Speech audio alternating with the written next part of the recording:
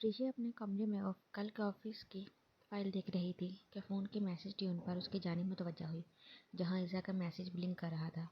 ईज़ा के मैसेज का जवाब देकर दोबारा अपने काम की तरफ मुतवज्जा हुई कि दोबारा मैसेज आया। अब कि उसने फाइल बंद करके ईज़ा को कॉल मिलाई, जो उठाते ही ईज़ा चहकते हुए बोली, प्रीशा आप ये क्या कर रही हैं? मैसेज पढ़ा मेरा? ईज़ा एक ही सांस में बोलती गई, अरे अरे लड़की, सब्र कर लो। मैं कल के लिए ऑफिस की फाइल देख रही थी और पढ़ लिया मैसेज तुम्हारा। कहाँ का प्लान बनाया है? प्रीशा ने उसके एक साथ सवालों पर परेशान होते कहा, अभी तो मुझे पूरा नहीं पता। एक काम करो ना, कल आप घर आ जाओ। आया तो अयान भी आ रहे हैं तो सब साथ सोच लेंगे क्या क्या करना है। ईज़ा ने कल सबको घर बुलाया था कि साथ बैठकर सब सोच लें। अच्छा ठीक है, मैं बोलूँगी भाई को के लिए आए मुझे। प्रीशा ने हामी भरी। अच्छा, जो मैंने मैसेज लिखा था इसमें जो काम है वो आपकी ज़िम्मेदारी है, ओके? ईज़ा ने कन्फर्म करना चाहा। हाँ हाँ, पढ़ लिया, तुम फिक्र ना करो, वो मेरी ज़िम्मेदारी है। लेकिन ये खराफाती आइडिया कहाँ से आते हैं? प्रीशा ने उसकी फ़िक्र कम करते शरारत से पूछा। बस देख लो कितनी अक्लमंद हूँ मैं, बस कभी गरूर नहीं किया। ईज़ा ने फर्जी कॉलर झाड़े। हाँ हाँ बस करो, पता है बहुत अक्लमंद हो। अब रखो फ़ोन, काम करना है मुझे। प्रीशा ने मसनूई गुस्से से कहा। हाँ भाई कर लो काम, वैसे भी लोगों की मंगनी क्या हुई, लोग बदल ही गए। ईज़ा आज पूरा तंग करने के मूड में थी। ईज़ा सो जाओ, अब फिर उठोगी नहीं सुबह यूनी के लिए। इससे पहले प्रीशा जवाब देती फ़ोन से महरम की आवाज़ सुनाई दी। जी आप ही आई? अच्छा मैं रखने लगी हूँ फ़ोन में, मैंने सोना है, ओके बाय। कहते ही ईज़ा ने कॉल बंद कर दी। कॉल बंद होने की आवाज़ पर प्रीशा ने फ़ोन को ऐसे घूरा जैसे ईज़ा को घूर रही हो, फिर सर झटकर काम में मसरूफ़ हो गई। भाई चले। प्रीशा जो ऑफिस से जल्दी आ गई थी कि आज उसने शॉपिंग पर भी जाना था और वहाँ से वापसी पर महरम की तरफ भी ट्रिप के हवाले से सबने साथ डिस्कस करना था। तैयार होते अजलान की तरफ देखते हुए बोली, जो तैयार बैठा उसी का इंतज़ार कर रहा था। जी चलो, और थोड़ी जल्दी करनी है शॉपिंग, आपको पता है ना, सारे काम तय करके आया हूँ।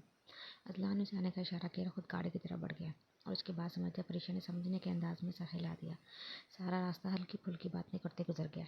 शॉपिंग मॉल पहुँचते ही प्रीशा खुशी से अपनी शॉपिंग करने लगी और अजलान संजीदा उसे देखते हुए पीछे पीछे चल रहा था। अभी ये लोग कुछ आगे की तरफ गए थे कि अजलान को एक चूड़ियों की दुकान नजर आई। चूड़ियों पर नज़र पड़ते ही उसके जहन में निकाह वाले दिन की महरम की शबीहा लहराई।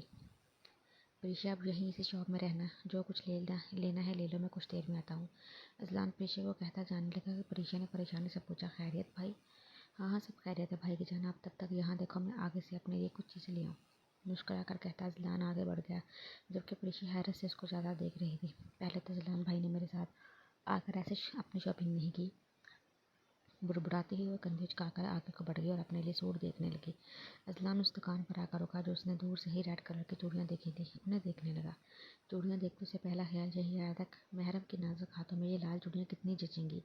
ये सोचते ही वो मुस्कुराया और इसीलिए वो यहाँ पर चला आया। पर अब उसे परेशानी ये थी कि चूड़ी का साइज़ नहीं मालूम था। फिर भी कुछ सोचते उसने दरमियाने साइज़ की चूड़ियाँ लेकर बिल पे किया और फ़ौरन ही आगे चल दिया कि वो प्रेशर को अपने सामान का कह कर आया था तो कुछ लेना भी था। अगर वो इस्लाम किस तरह चूड़ियों की शॉप पर देख लेता तो बेहोशी हो जाता। आगे की शॉप से अपने लिए छोटा मोटा कुछ सामान लेती, चूड़ियाँ भी उसी सामान में रखती कि किसी पर वाजिया ना हो, और प्रीशा की तरफ चल दिया। प्रीशा बच्चा, हो गई आपकी शॉपिंग या और कुछ लेना है? प्रीशा के पास पहुंच उसने पूछा। नहीं भाई, अभी हो गई है, बाकी का नेक्स्ट टाइम के लिए, उसने शरारत से कहा तो अजलान उसकी बात पर आंखें दिखाकर रह गया। ओके फिर चलो, वापसी में आपको जमान अंकल की तरह छोड़कर फिर मुझे जाना है। अजलान उसके साथ आगे बढ़ते हुए कहने लगा, भैया वहाँ नहीं चल रहे, मतलब हम सब अपने साथ जाना था। हाँ मैं चलता, पर काम है ना तो आपको छोड़कर चला जाऊँगा, आप लोग कर लेना डिसाइड। मुस्कुरा कर कहता वो गाड़ी में बैठा तो प्रीशा भी इस बात में सर हिलाकर साथ बैठ गई। और आप जा रहे हैं? मैं आपको बता रही हूँ, उसने मान भरे अंदाज में कहा। मैंने आपको बताया है ना, मुझे ऑफिस में बहुत काम है, मेरा जाना नामुमकिन है। वैसे वहाँ से कौन कौन जा रहा? उसने अपनी तरफ से प्रीशा को समझाया, साथ ही सवाल कर डाला। वहाँ से तो सभी जा रहे हैं, कौन ऐसी सैर व तफरीह छोड़ता है? आप बताएं, जा रहे हैं ना आप? उसने शायरी रोका पूछा। हाँ कोशिश करूँगा, उसने टालते हुए कहा, लेकिन इरादा तो उसका बन चुका था। इन बातों के दौरान रास्ता किस तरह गुजरा पता ही नहीं चला। वैसे भाभी जी, मैं क्या सोच रहा हूँ, अफान जो पहले खान हाउस में आ चुका था और बाकी सबका इंतजार हो रहा था, तो वो सोफे पे आड़ा तिरछा लेटा हुआ बोला, ये तुम भाभी भाभी क्या कर रहे हो, तुमसे छोटी हूँ मैं। महरम उसकी एक ही तकरार से चिढ़कर बोली, अच्छा अच्छा सुनो तो सही, पकौड़े तो बनाकर खिलाओ अपने प्यारे प्यारे हाथों से। अफान दांतों की नुमाइश करते हुए बोला। तो ईज़ा जो अभी अपने कमरे से आ रही थी उसकी बात सुनकर चुप न रह गया। आप यहाँ खाने आते हैं क्या? घर वाले कुछ नहीं देते? ईज़ा की आवाज़ सुनते ही अफान का मुँह बना रह गया। तुम तो चुप ही रहो, मैं अपनी नहीं बहन से कह रहा हूँ। महरम की आंखें दिखाने पर वो फ़ौरन से अपनी तस्दीक करते हुए बोला। कुछ नहीं मिलने वाला आपको यहाँ से, इज़ा दांत पीसते हुए बोली। मैं जाती हूँ। इन दोनों की लड़ाई बढ़ती देख महरम थक कर बोली, ये देखा, खुद तो किसी काम की नहीं है। अफान दिल जलाने वाली मुस्कुराहट से बोला। महरम ने जल्दी जल्दी से पकौड़ों का मीज़ा तैयार किया और उसे बनाने में मसरूफ़ होगी कि उसी दौरान अफान किचन में आया और ट्रे से पकौड़े उठाकर खाना शुरू कर दिए। महरम ने उसकी हरकत पे दांत पीसे, फिर नज़रअंदाज करके फिर बनाने में मसरूफ़ होगी, लेकिन थोड़ी देर बाद नज़र पड़ी तो पूरी की पूरी प्लेट गायब थी। ये नहीं बचता अब। मेज़े से लुथरे हाथ साफ किए बिना बाहर को भागे। अफान जब शर्म बांटी जा रही थी तो तुम कहाँ थे? महरम गुस्से में बोली। मैं तुम्हारे हाथ के पकौड़े खाने आया था, अफान ढीठों की तरह खाते हुए बोला। वैसे बहुत शानदार थे, मज़ा आ गया। और बनाओ ना, अफान उसके हाथ में प्लेट पकड़ाते हुए बोला। और यही महरम के सब्र का पैमाना लबरेज हुआ। प्लेट ईसा को पकड़ाकर वो अफान के पीछे लपकी। भागते भागते पता ही नहीं रहा कि वो मुसलसल किसी की नज़रों के हिसार में है। अफान की नज़र अजलान पर पड़ चुकी थी। अजलान और परीशा जो अभी अभी खान हाउस आए थे, इन दोनों को इस तरह भागते देख हैरान रह गए। पकड़ो, अब डर गई क्या? अफान महरम के पीछे और अजलान के आगे खड़ा होता हुआ बोला।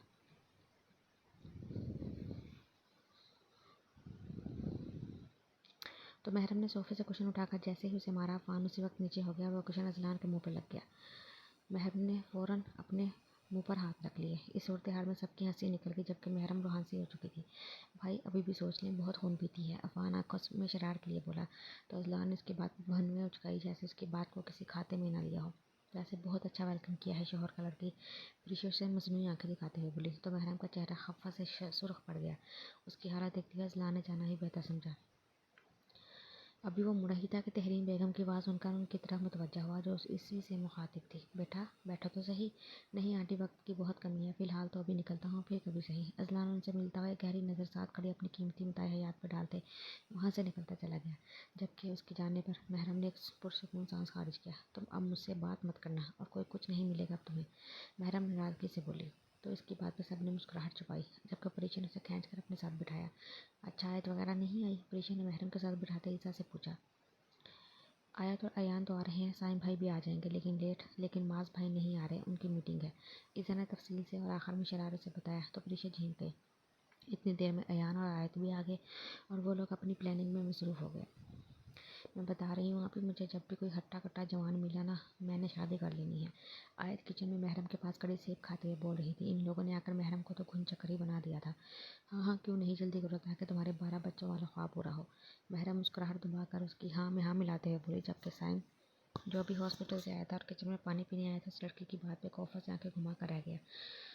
आयत का मुंह दूसरी तरह था, इसलिए वह साइम को देख ना सकी। और एक बात बताऊं, मैं तो दुआ करती दिल से इस जलाद के भी 12 बच्चे हों, कसम से जलना तो बंद करेंगे, बच्चों के साथ खुश तो रहेंगे ना। आयत बड़ी बीवियों की तरह दुआएं देते हुए बोली, जबकि इसकी बात पे साइम को पानी पीते पीते खांसी लगी। तो आयत हड़बड़ाकर होश में आई, लेकिन जैसे ही पीछे मुँह करके देखा, सांस में सीने में ही अटक गई। नहीं, मुझे ना, तुम एक बार बता ही दो, कभी मेरी बीवी कभी बच्चे, तुम्हें और कोई काम नहीं है? साइम इस पर अच्छा खासा बिगड़ते हुए बोला। साइम भाई, मैं तो आपकी खैर ख्वाह हूँ, आप नहीं समझ सकते, आयत मुनमुनाते हुए बोली। रहने दो तुम मेरी खैर ख्वाही, अपने लिए बस कोई हट्टा कट्टा नौजवान ढूंढो, साइम धान पीसते हुए बोला। हाँ तो साइम भाई, नौजवान ही ढूंढूंगी, लड़की तो आपके लिए ढूंढूंगी, और इससे पहले ही डील डन कर लेनी है कि सुन लो भाई, 12 बच्चे ही अच्छे, बच्चे 12 ही अच्छे। उसकी बात में महरम का तो मुंह खुल गया और साइम उस लड़की की हिम्मत को दाद देता रह गया। वो साइम से ऐसे फ्रैंक होकर बात कर रही थी जैसे साइम से अच्छा दोस्त का कोई दोस्त ही नहीं हो, और इन दोनों के दरमियान बहुत खुशगवार ताल्लुकात हो। आयत बाहर आओ, साइम की आग बरसाती नजरें आयत पर महसूस करके महरम से पकड़ती हुई बोली। लेकिन वो आयत ही क्या जो सुन ले। ओह रुकें आप ही, अच्छा आप बताएं, कोई है क्या? आयत भनवे चुकाते हुए बोली। हाँ है ना, रात को ख्वाब में भी आती है। क्या आपने मेरे से शादी से पहले आयत का कत्ल करना है? आयत जो पूरे जोशो खराश से सुन रही थी, उसकी बात पे चुंबे से उसे देखने लगी। लो जी, अभी आई नहीं है, अपने कारनामे दिखाना शुरू कर दिए हैं। मैं आपको बता रही हूँ, देखभाल का रिश्ता करना साईं भाई का, और मेरे पीछे क्यों पड़ गई है? शायद मेरी खूबसूरती से जल रही होगी। आयत अक्लमंदाना मशवरा देते हुए आखिर में एक अदा से बोली, महरम बच्चा प्लीज़। साइम ने अब बाकायदा महरम के आगे हाथ जोड़े। तो महरम ने मुस्कुराहट दबाते आयत को देखा, जो उसके तहम्मुल मिजाज भाई को तपा कर रख देती थी।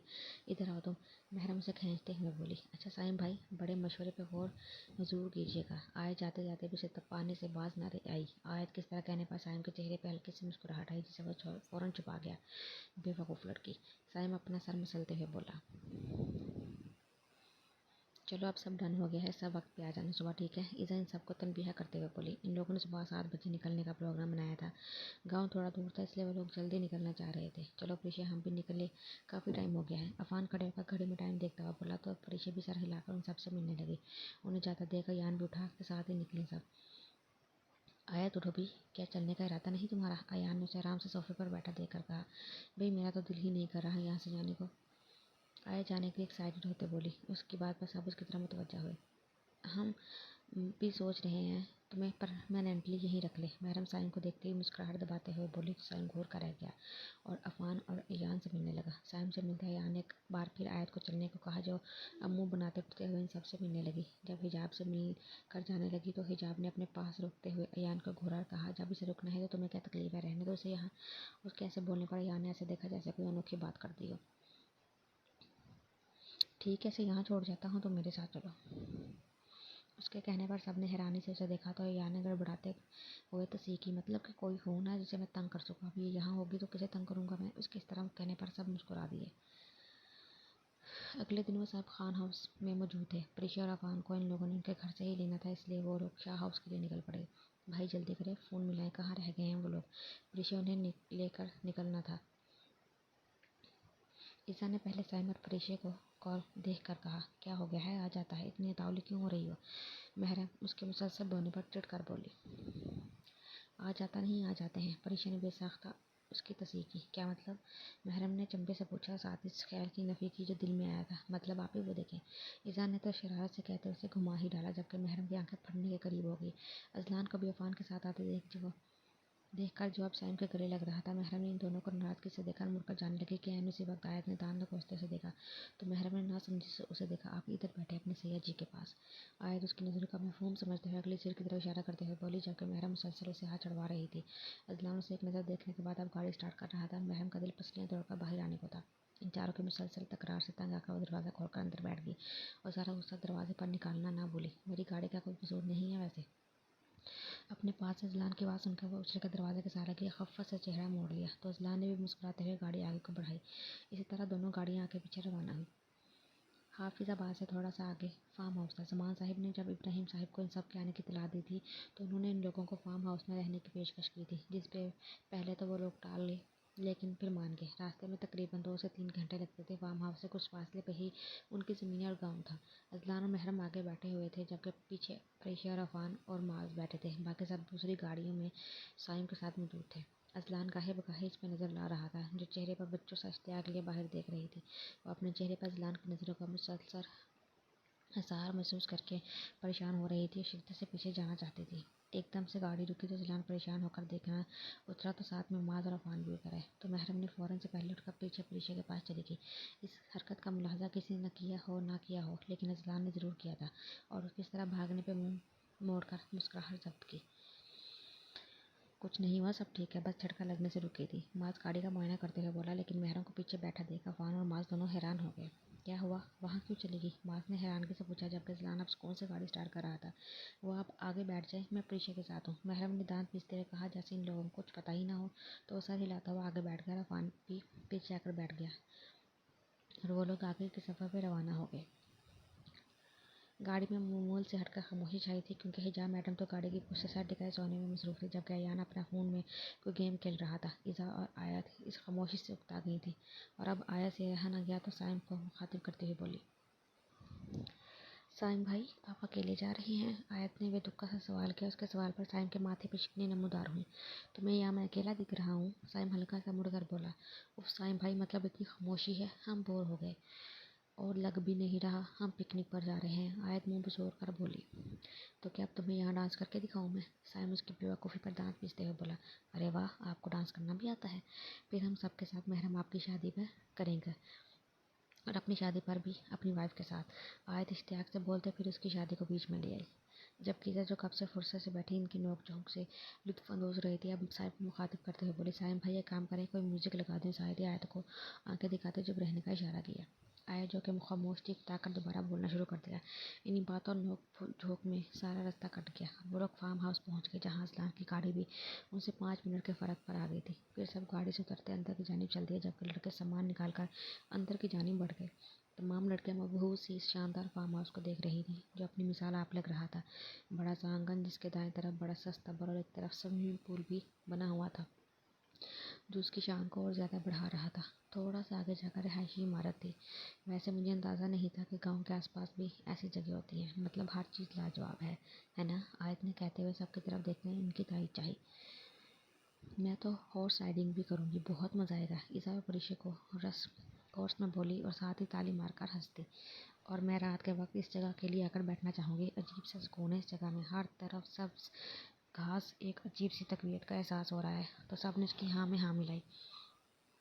अभी फ़िलहाल अंदर चले, बाद में सब कुछ करेंगे। हिजाब मुश्किल अपनी नींद से बोझल आंखें खोलते हुए बोली, हाँ चलो, और तुम तो बिस्तर पर गिर मर जाना। ईसा चलकर बोली, जो सारे रास्ते भी सोती आई थी और अभी नींद में ही गुम थी। तो वह सब अंदर की तरफ चल दी। अब तो एक अच्छी सी चाय हो जाए, बहुत थकावट हो गई है, माज ने अंगड़ाई लेते हुए कहा, जैसे गाड़ी वो पैदल चल के आया हो। इसकी बात पर सबने बेहद संजीदगी से उसे देखा, जबकि अफान उसकी बात में हिस्सा डालना जरूर समझा। हाँ, साथ खाने को भी कुछ हो, बहुत भूख लगी है। चले अंदर, फिर अटैक करें। अयान इन दोनों को आंख मारते हुए अपने पीछे आने का इशारा करते आगे चल दिया, जबकि अजलान और साइम नफ़ी में सर हिलाते उनके पीछे चल दिए। महरम बहना, मेरी प्यारी बहना, अयान महरम के पास बैठता हुआ प्यार से बोला। अफान और माज भी सोफे पे बैठे उन्हें ही देख रहे थे। महरम ने चुंभे से इन तीनों को देखा। मुझसे किसी काम की उम्मीद मत रखना। महरम ने उनके कुछ कहने से पहले ही हरी झंडी दिखाई, तो इन तीनों के तो मुंह ही खुल गए, जबकि लड़कियों की हंसी लगने लगी। इस्लाम और साइम जब भी अंदर आए थे, उन्होंने मुश्किल से मुस्कुराहट छुपाई। बहुत अच्छी बात, आप ही कुछ नहीं करना, आपने आए हम फ्रेश हो जाते हैं। ऐसा कहते ही सबको इशारा करके ऊपर जाने लगी, तो सब उसके पीछे चल दी। जबकि महरम से बर्दाश्त न हुआ तो बोल पड़ी, ला रही हूँ मैं चाय। महरम की बात पर इन सबकी बातचीत खुल गई। बस मुझे पता था कि ये होने वाला है। साइम अजलान से हंसते हुए बोला, तो अजलान भी कुछ सोच कर मुस्कुरा दिया। चलो हम भी फ्रेश हो ले, साइम उसे कहता हुआ कमरे की तरफ चल दिया। वो सब कच्चे रास्ते पर मस्तियाँ करते जा रहे थे। आसपास से गुजरते गांव के लोग इन शहरी लोगों को खिलखिलाते देख रहे थे, जो हर चीज़ को इश्तियाक से देख रहे थे। आयत के सवालों का सिलसिला शुरू था, जिसका ज़्यादातर जवाब इब्राहिम साहिब का बेटा दे रहा था, जो थोड़ी देर पहले इन लोगों को घुमाने यहाँ लाया था। जबकि उसकी मुसलसल चलती जुबान से और कोई तंग हो या ना हो, साइम ज़रूर तंग आ गया था। 10 मिनट तक वो लोग इन लोगों की ज़मीनों तक पहुँचे थे। भाई वहाँ चले, ट्यूबवेल के पास। हिजाब साइम के पास आकर बोली। इससे पहले कि साइम कुछ बोलता, माज बोल पड़ा, आओ मैं ले चलता हूँ तुम सबको। माज इनको कहते आगे की तरफ चल पड़ा, तो बाकी सब उनके पीछे चल पड़े। अब वहाँ सिर्फ अजलान और साइम रह गए थे, जो एक दूसरे की शक्ल देख रहे थे। मैं सोच रहा हूँ कि हमेशा यहाँ आना ही नहीं चाहिए था, साइम बेचारी शक्ल बनाकर बोला। I was also thinking the same. Azlan ने भी उसकी बात से पूरा इत्तेफाक किया, तो वो दोनों इब्राहिम साहब के बेटे के साथ घोड़ों के स्तबल की तरफ चल दिए। बाकी सब पानी के साथ खेलने में मसरूफ थे। माज मौका देखते हुए फ़ौरन प्रीशे के पास पहुंचा। कैसा ट्रिप है, जिसमें एक हसीना के होते हुए भी हम मारे मारे फिर रहे हैं। माज मुस्लिम आह भरते हुए बोला, तो आप ना फिर मारे मारे, वो देखे इतनी लड़कियां हैं, इनके साथ अपनी फासलें झाड़े। उम्मीद है कि वो आपको ना उम्मीद नहीं लौटाएंगी। प्रीशे उसकी आहों को हवा में उड़ाते हुए बोली। अच्छा छोड़ो, मैं क्या सोच रहा हूँ, हम अपनी हनीमून पे कहाँ जाएंगे? वो क्या है ना, पहले ही प्लानिंग कर लेनी चाहिए। माज उसके जवाब पे बदमज़ा होता हुआ उसको तंग करता हुआ बोला। माज और प्रीशा को तंग ना करे, ऐसा हो नहीं सकता था। जब माज की इस तरह बोलने पर प्रीशा का रंग सूख पड़ा। आप मेरे साथ ज़्यादा फ्री हुआ ना हुआ करे, प्रीशा उसकी नज़रों से तंग आकर बोली। जालिम लड़की, तुम फ्री होने कब देती हो? माज एक तरफ से फूल दौड़कर से देता हुआ बोला, तो प्रीशा ने शर्मीली मुस्कुराहट के साथ उसे थाम लिया और वहाँ से आगे की तरफ बढ़ गई। अभी माज ने सोचने में गुम था कि पीछे से आने वाली आवाज़ किसी में मुतवज्जा हो गया काम ईसा।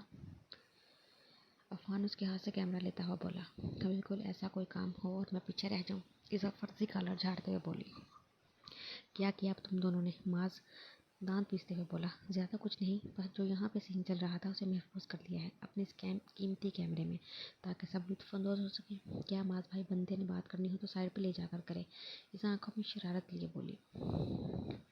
बस एक बार शादी आ जाए तो भाई अफान सारे बदले गिन गिन कर लूँगा, पछताएगा तो ये सब करने पर। माज मुंह पे हाथ फेरता हुआ बोला। उसकी बात पे इज़ार अफान दोनों खिलखिलाकर हंस दिए। मेरा कोई कसूर नहीं, मैं जा रही हूँ। ईसा ने वहाँ से जाना ही बेहतर समझा। उसके जाने के बाद माज अब अफान पर बड़े होने का रौब झाड़ने में मसरूफ था। साइम ने इब्राहिम साहब के बेटे मुनीब के कहने पर उन सबको दोपहर का खाना खाने के लिए आवाज़ दी और खुद अजलान के साथ अंदर की तरफ चल दिया। खाना खाने के बाद वो लोग थोड़ा रेस्ट करने अपने अपने कमरों की तरफ चल दिए। क्योंकि इस महलनुमा जगह में 10 कमरे थे और तमाम लड़कियों ने ऊपर वाले, जबकि लड़के तमाम नीचे ही ठहरे थे। फिर मुनीब उन्हें उनका अस्तबल दिखाने लाया था, जहाँ 7 आला नस्ल के घोड़े थे। चलो हो जाओ तुम सब शुरू, राइडिंग करना है। महरम इन सबको देखते हुए हंसते हुए बोली। आप नहीं करोगे क्या? साइम उसे देखते हुए शरारत से बोला। भाई अब आप मुझे तंग करेंगे? महरम नाराज़ नगाहों से उसे देखते हुए बोली। अजलान, तुम्हें पता है महरम को हॉर्स राइडिंग से डर लगता है, वरना बचपन में इसका वजन ज़्यादा होने की वजह से इसे नीचे फेंक दिया था। साइम हंसते हुए उसे बता रहा था, जबकि महरम लाल मुंह का चेहरा लिए गुस्से से उसे देख रही थी। महरम का चेहरा देखकर अजलान बहुत मुश्किलों से मुस्कुराहट जब्त कर रहा था और अजलान को हंसता देख महरम को आग भी लगी। भाई आप बहुत झूठे हैं, मेरा तो कोई वजन ज़्यादा नहीं था। अलबत्ता मम्मा बताती हैं कि आप उन्हें उठाए जाते थे। उसने साइम से ज़्यादा अजलान को वाज़ा करना ज़रूरी समझा था, लेकिन देख वह साइम को रही थी। दो भी, ये तुम्हें बता रही है, मैं तो जानता था। साइम ने फिर तीली लगाने में कसर नहीं छोड़ी। तो अजलान अब अपना कहकहा जब्त न कर सका। महरम उसको हंसता देख गुस्से से वाक आउट कर गई। बाकी सब जो इनकी नोक झोंक से महफूज हो रहे थे, कहकहा लगाकर हंस पड़े। बाकी लड़कियों ने तो राइडिंग का शोर मचा दिया। ना बैठो तुम उसके ऊपर, बहना कहीं घोड़े का कचूमर न निकल जाए। घोड़े का अफान आयत को तंग करते हुए बोला। हाय अल्लाह, इतनी स्मार्ट सी तो हूँ मैं, क्या घोड़े में हवा भरी है जो कुचल जाएगा? आयत घोड़े का मुआयना करते हुए बोली। वो देखो, वो भैंस नजर आ रही है। अफान ने उसकी तवज्जो दूर खड़ी भैंस की तरफ मबजूल कराई तो आयत ने हाँ में सर हिलाई। वह तुमसे बहुत मुशाबहत रखती है। अब की बार आयत ने रोहानसी होकर अपना पत्ता फेंका, मतलब अजलान की तरफ देखा, और वही हुआ जिसका सबको शिद्दत से इंतजार था। अफान! अजलान की कड़क आवाज़ गूंजी तो अफान होश की दुनिया में आया। भाई प्लीज़ आज तो नहीं। अफान नाराज़ निगाहों से उसे देखता हुआ बोला तो सब हंस दिए। तुम मनाने नहीं गए अभी तक? अजलान उसे आंखें दिखाता हुआ बोला। मैं क्यों जाऊँगा, हंसे तुम थे। महरम के ऊपर जाओ, अब मना कर लिया। साइम भनवी चुकाता हुआ बोला। वो काफ़ी देर से अजलान की नज़रें अंदर महसूस कर रहा था, जहाँ से महरम गई थी। तो साइम ने इन दोनों को भी एक मुलाकात कराने का सोचा। अब उसे मौका भी मिल गया था। महरम से मिलना तो अजलान भी चाहता था, लेकिन एक भाई से कैसे ये बात करे, तो इसमें एक झिझक आ रही थी। लेकिन अब साइम के कहने पर उससे रहा न गया, तो वो अंदर चल दिया। तो साइम भी उनकी सबकी तरह मतवज्जा हो गया। महरम किचन में कुर्सी पर बैठकर पानी पी रही थी। कदमों की आहट पर उसकी सिमत मतवज्जा हुई। वो जान चुकी थी कि साइम उसे मनाने आ चुका है, तो उसे नखरे दिखाने के फुल मूड में थी। किसी का साथ अपने पीछे महसूस करके जैसे ही पलटी तो अजलान को अपने पीछे देखकर दंग रह गई, लेकिन जल्दी अपने आप पर काबू पाकर वहाँ से जाने लगी कि ऐन उसी वक्त उसकी बाजू अजलान के गिरफ्त में थी। अरे मनाने आया हूँ, मनाने का मौका तो दे। अजलान उसे अपने करीब करते हुए बोला। हमारे दरमियान ऐसा कोई रिश्ता नहीं कि मैं आपसे नाराज़ हूँ और आप मुझे मनाने आए। महरम तलखी से बोली। अजलान जानता था कि वह इन हालात की वजह से तलख हुई है, इसलिए नरमी से बोली। रिश्ता तो बहुत गहरा है, अगर आप समझें तो। उसने थोड़ी से पकड़ते उसका चेहरा ऊपर किया। मुझे जाने दे प्लीज़, महरम लड़ती आवाज़ में बोली। अच्छा 1 मिनट रुके यहीं। अजलान कहते ही अपने कमरे से वो चूड़ियाँ ले आया। मुझे कोई ख़ास अंदाज़ा नहीं था साइज़ का, ना मैंने कभी लड़कियों की शॉपिंग की है, लेकिन ये आपके लिए अच्छी लगी थी तो ले ली। अजलान आहिस्ता से उसके हाथ में वो कांच की चूड़ियाँ पहनाते हुए बोला, जबकि महरम उसकी इतनी खुशी देख कर साकित थी कि कैसे एक ज़बरदस्ती के निकाह में कोई ऐसे खुश हो सकता है।